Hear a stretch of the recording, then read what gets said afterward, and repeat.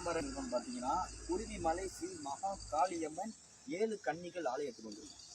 இந்த கோயிலோட ஸ்பெஷல் என்னன்னா, இங்கே வந்து வராகி அம்மனோட ஸ்டாச்சு கட்டியிருக்காங்க, அதாவது சிலை கட்டியிருக்காங்க. நான் டிக்டாக்லாம் பார்த்து தான் அந்த கோயிலுக்கு வந்திருக்கோம். ஆக்சுவலாக இன்னொரு விஷயம்னா, மனுஷாலையை வச்சு தான் வாட்டி வராகி அம்மனுக்காக ஒரு சிலையே கட்டப்பட்டிருக்காங்கன்னு சொல்லியிருக்காங்க. ஸோ நம்ம கோயிலுக்குள்ளே போயிட்டு எல்லாத்தையும் பார்ப்போம். இந்த கோயிலும் பார்த்தீங்கன்னா மலைப்பகுதிக்கிட்ட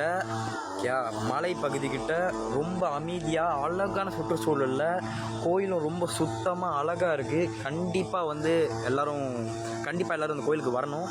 ஸோ இதோட எங்கள் ரைடு முடிவடைகிறது. என்ட்ரன்ஸில் பூந்த உடனே மொதல் சிலையே வராகி அம்மனோட பெரிய சிலை.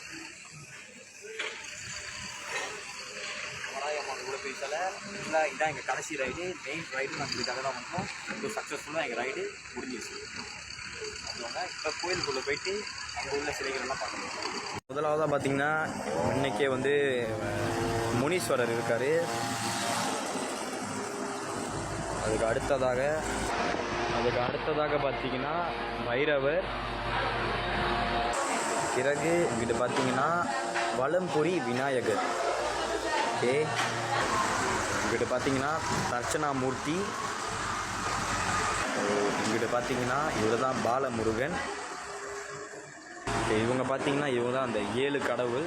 அதாவது முதல்ல பார்த்திங்கன்னா பிரம்மி, மகேஸ்வரி, கௌமாரி, வைஷ்ணவி, இப்போ பார்த்திங்கன்னா வராகி, இந்திராணி, அப்புறம் சாமுண்டி.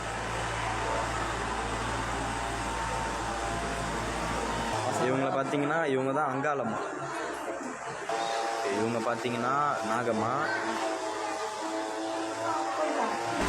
அப்புறம் அவங்க பார்த்திங்கன்னா இவங்க தான் குருவிமலை காளியம்மன்.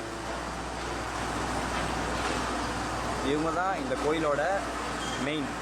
ஓகே,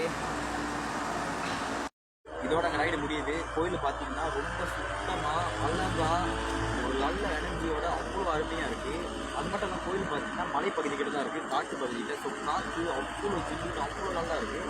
ஸோ இப்போ மெயின் ரைடு இதுக்காக தான் இப்போது வராகி அம்மன் கோயில் வந்தாச்சு, முடிஞ்சாச்சு. இதோட ரைடு முடியுது. இதோட அடுத்த ரைடு நம்ம பார்க்குறோம். அது மாதிரி நன்றி, வணக்கம்.